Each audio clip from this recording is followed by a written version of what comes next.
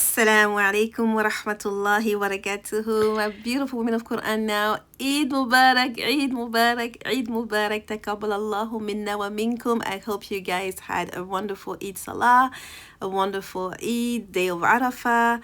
Subhanallah, the best days came to an end. I hope in a very beautiful way for you. And we are enjoying the last couple of days of Eid. I think tomorrow is the last day of Tashriq, so last day of Eid. I wanted to share with you this video about still on the theme of focus, and it's an exercise on needs, how to understand your needs and how to meet your own needs. Enjoy. All right, we are in this. You are in my planner and a folder that I have about healing. So this is the app. If you want to know which app I'm using, is Good Notes. I'm loving it lately. So I wanted us to discuss, this is, mashallah, we are in the Eid days. We got ready for the best days. Hopefully, the videos helped you get ready for the best days, do your best, and also keep your focus on with the not to do list. And I still have mine on it's on the posted on my calendar on my wall, and it's like, okay, one of them is do not check social media before 30 minutes of this, right? So I have another one that says do not watch there's a program that I'm doing that's non-Muslim. So do not watch this program. It's personal development. So it's like, do not watch this without dhikr, right? Because it's non-Muslim, so they don't mention Allah, they don't remember Allah. So I want to make sure that when I'm learning from them, whatever I'm learning from them, that I'm not also spending all this time not remembering my Lord. So I have that as one of my not to do, meaning do not watch so much of it or spend so much time on it without dhikr. So these are, tools to help us, right? And so hopefully it was helpful to you. And in this video, what I would like to discuss with you, I'm going to do this with the membership club, inshallah. I had them do some coaching exercises on patterns, observing their behavior and their thoughts and stuff like that. So in here, what I want to do with you, which is also what I'm going to do with them, is analyzing our needs. And again, it comes with observing the way we act, the way we feel, observing the patterns. This is something that's very important. If you don't take anything else from this video, is the fact that we are 97% programmed. 97% of our behaviors, thoughts, emotions, inner speech is coming from programming that we downloaded in our subconscious. Subhanallah. So we may think that we are being very intentional about things, but many times we are just really defaulting to programming. Okay, so the more awareness you're able to build, that's how you actually break some of that programming. Because if you're not aware, you're just following the same programming over and over. If you have trauma, you re-traumatize yourself over and over.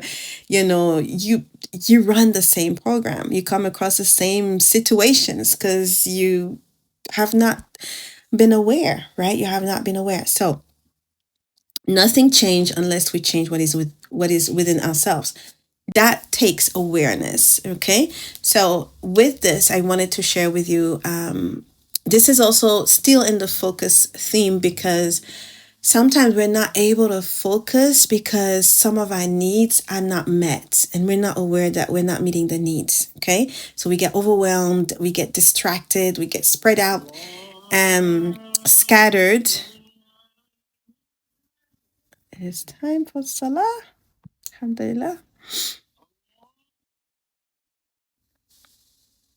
Bismillah. All right, so we got interrupted, but I'm back. Alhamdulillah. My point, what I was saying was, sometimes we're not able to get some things done because there's a need that is not being met.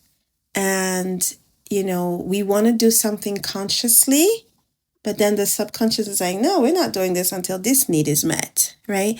So understanding our needs is very important. This is what I got trained on with this lady, Thais Gibson. I did her integrated attachment styles coaching certification, and it was really mind-blowing. Really, really, really good work.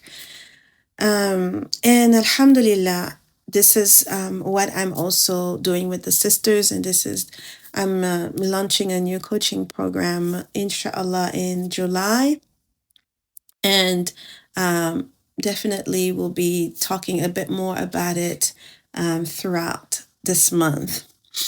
So stay tuned if you're interested, but this is pretty much what we're going to discuss. We're going to discuss limiting beliefs, core wounds, anything that takes us away from the focus of being an optimal selves, and being truly and deeply women of the Qur'an, because these distractions, they do not help us, and this is what this platform was created. This is why I have Qur'an plus coaching, because in the end, the coaching helps us to get the things that are in the way of us really deeply, connecting, understanding, memorizing, and living by the Quran and becoming people of the Quran.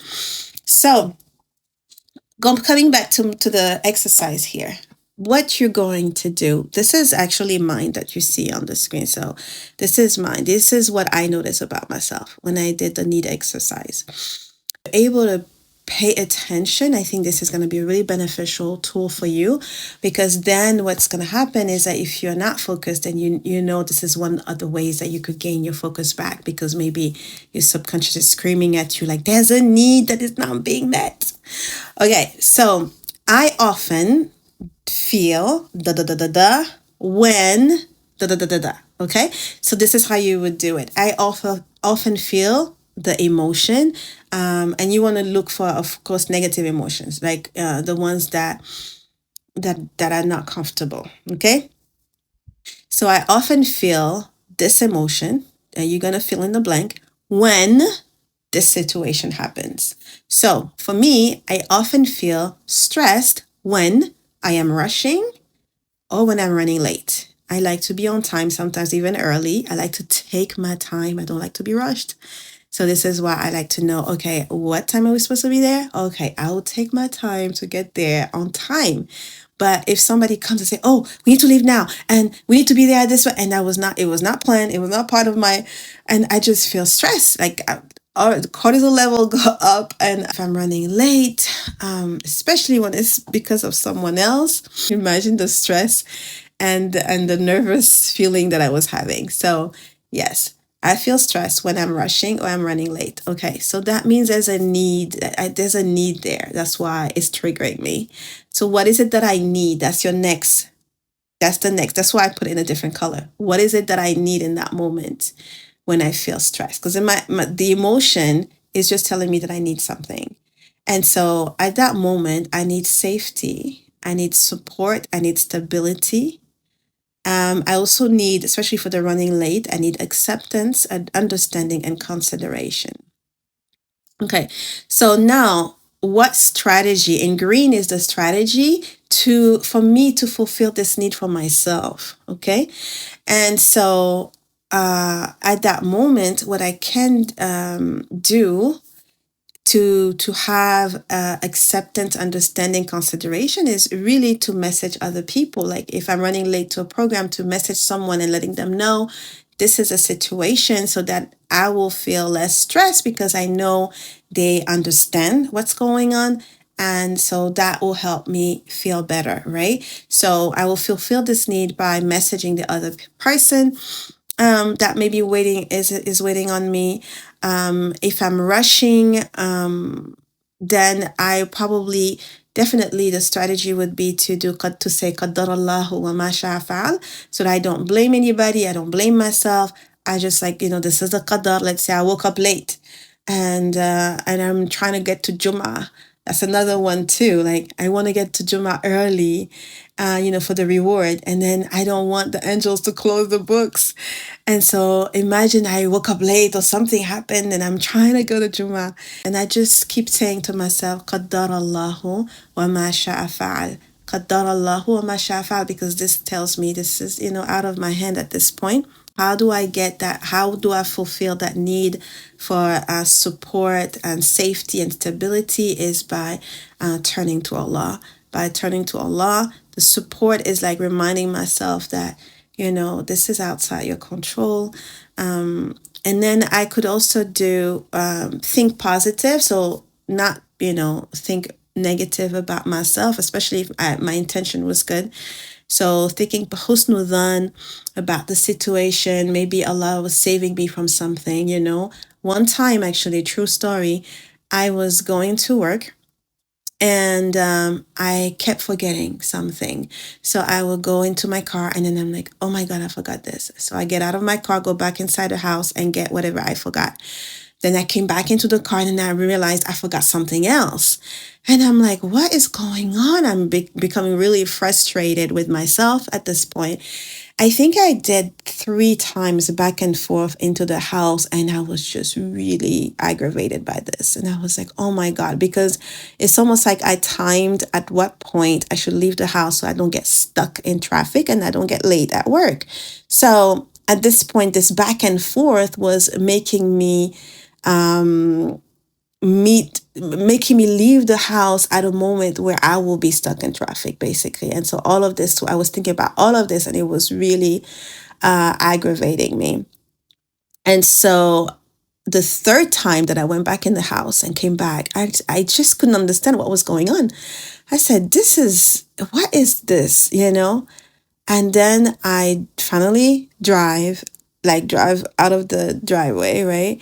And I come out of the subdivision, after I passed the first light, just the first light. So like within 5 minutes of my home, there's a deadly accident right there. And I'm looking at it and I'm going, Subhanallah. This just happened. I would have been in this. Like, this was my way.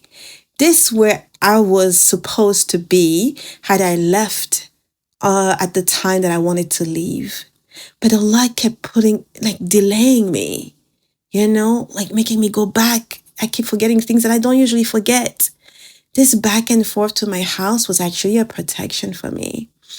So I never forgot that. And so sometimes if I'm rushing and I'm thinking I'm running late, and it's outside my control, then I say, Qadarallah wa shafa. I have good thoughts of Allah. I go into dhikr mode to calm myself down. So somatic exercises. So dhikr out loud, like Subhanallah, Alhamdulillah, like almost like a song kind of thing. And so that is the strategy that I came up with ahead of time to feel this need that I may have that is triggering the emotion of stress when these situations are happening. I just did a video on regulating your nervous system when triggered or anxious, but I this is for my internal, this is what my platform, I sent it to them. So if you are subscribed to Women of Qur'an now, then you would have received it yesterday. And I'll share a little clip of it for you. Like one of the tips was reciting Qur'an. And I did mention that in one of the previous videos. I think the video is, the title is 3 Islamic ways to reset. So yeah, activating the vagus nerve is definitely one of them. With Qur'an, we can do that. Alhamdulillahi alladhi Hamza أنزل على عبده العين كتاب ولم يجعل له يجعل له عوجا. So mashallah, you have a lot of the throat letters just in this one ayah. already, just with this one ayah, you probably have activated your vagus nerve. Now, I'm not going to read the whole surah, but you get the gist, right? Just with this one ayah, you have activated some of the vagus nerve that is responsible to calming you down. So by all means, recite Qur'an. You heard the voice that maybe if you want a little bit lower than I'm an audio learner. So it says that people who are audio, they tend to speak louder. They tend to be sensitive to sound. And that may be a reason why I'm a bit louder. So if you want to, you can reduce the tone, but it shouldn't be whispering, and it should not be with your eyes. You really need to hear yourself recite, because that's how, think of what I was telling you. Like some people say hum, chant. It has to come out. The voice has to be heard. And that's how you would activate it, with these vocal cords in your throat. It just feels good. It feels good to recite Quran. This is another one. I often feel shame when criticized. Okay. So what is the need that is being triggered here that needs to be fulfilled, that needs to be filled? And so the need for approval, the need for respect, the need for understanding, and the need for validation. So that's the need that I was able to identify for that feeling. And so how the strategy in green, how do I make this, how do I satisfy this need for myself, right? And what I like about this exercise is that you don't have to go to anybody to do that for you. You can actually do it for yourself. So this is why I wanted to share this with you guys. So then how do you bring relief to yourself? So for me, I thought of documenting my wins, and in my planner I have a section where it says Alhamdulillah. And so I'll try to put a picture of the planner somewhere here on the screen so you could see what I mean.